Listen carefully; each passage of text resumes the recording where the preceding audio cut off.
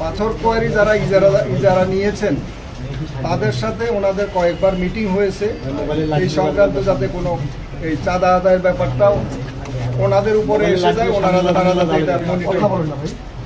এর পরবর্তীতে আবার গোপন সংবাদে খবর পাওয়া যায় যে গত 30 তারিখ, দ্যাট মিনস 2-3 দিন আগে, ঠিক একই জায়গায় চাঁদা নিচ্ছে লোকজন এবং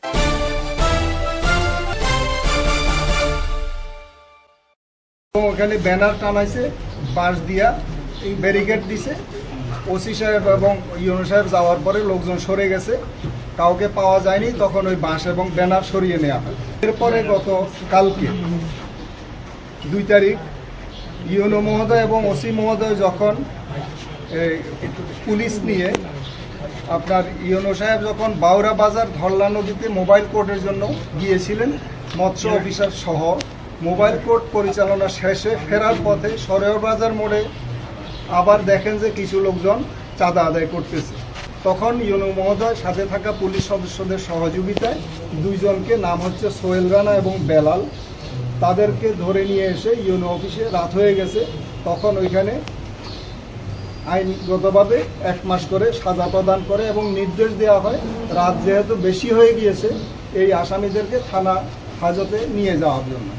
যখন এই আদেশ মোতাবেক থানা হাজতে নিয়ে আসার পরে থানায় প্রবেশকালে উচ্ছৃঙ্খল জনতা তাদের ছিনিয়ে নিয়ে চলে যায় এবং থানার অভ্যন্তরে প্রবেশ করে ওসির কক্ষ এবং তার রুমে থাকা একটা ল্যাপটপ ভাঙচুর করে।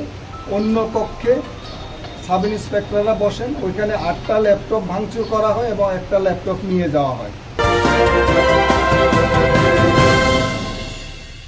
এরপরে থানার প্রবেশকালে এখানে যে গ্লাস আছে, দ্যাট মিনস জানালা আছে, জানালার গ্লাস ভাঙচুর করে এবং পুলিশের একটা পিকআপের সামনের গ্লাস ভাঙচুর করে।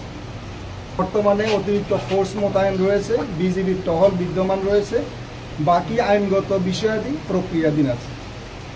এরপরে আরেকটা জিনিস হচ্ছে, গতকালকে যে যখন রাত্রে থানা আক্রমণ করা হয় তখন আমাদের এসপি সাহেব হাতিবান্ধা থানা ওসিকে বলেন যে থানার ওখানে সমস্যা হচ্ছে, আপনি আপনার থানা থেকে ফোর্স নিয়ে এই পাটগ্রাম যান।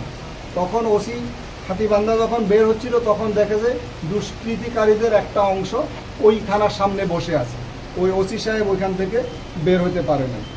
এই গতকালকে ঘটনা দেখার জন্য আমি আমার সাথে এডিশনাল ডিএজি জনাব শরীফ, জেলা প্রশাসক মহোদয়, পুলিশ সুপার মহোদয় এবং ইউনো মহোদয় আমরা ঘটনাস্থল পরিদর্শন করি। বাকি আইনগত প্রক্রিয়া যেটা আছে ওটা চলমান আছে। বাকি জিনিসগুলো আমরা এর পরবর্তীতে আপনাদেরকে জানানো হবে। অনুমোদন নিয়ে 9টা স্পটকে পাথর তৈরির জন্য সিদ্ধান্ত নিয়েছে সরকার এবং তাদেরকে ইজারা দেওয়া হয়েছে। ওই সুনির্দিষ্ট সার্কেলের বাইরে, ওই চৌহদ্দির বাইরে কেউ কোনো ধরনের পাথর উত্তোলন করতে পারবে না এবং ওখান থেকেই করতে হবে, ম্যানুয়ালি করতে হবে। এখানে বাহিরে ট্রাক নিয়ে বা বাহির থেকে চাঁদা তোলা, তারপরে রিসিট দেওয়া, ব্যানার টানানো, এইটার সাথে এই পাথর তৈরির কোনো সম্পর্ক নাই। এটা যেটা করতেছে সম্পূর্ণই ভিত্তিহীন। আমাদের কথা একটাই, পাথর তৈরির ওখান থেকে তারা পাথর ম্যানুয়ালি উঠাবেন এবং সেখান থেকে তারা গাড়িতে করেও নিতে পারেন, ভ্যানে করেও নিতে পারেন, এটা ডিফারেন্স ইস্যু। কিন্তু এটার সাথে ওই বাহিরে গিয়ে চাঁদা তোলা, স্লিপ বানানো, তারপরে ব্যানার বানিয়ে গাড়ি আটকিয়ে বাস দিয়ে গাড়ি আটকায় তারপরে চাঁদা তোলা 1000 টাকা 500 টাকা, এটার সাথে কোনো সম্পর্ক নাই। ফুটেজ দেখে আপনাদের এখানে আপনারা সাংবাদিক ভাই যারা আছেন, ফুটেজে যেহেতু আপনারা এই এলাকার মানুষ, আপনাদের সাথেও শেয়ার করা হবে, দেখবেন আপনারা। ফুটেজে দেখে আইডেন্টিফাই করা হবে এই লোকগুলা কারা। কোনো দলীয় পরিচয় এখানে থাকবে না। দুষ্কৃতিকারী যে দলেরই হোক।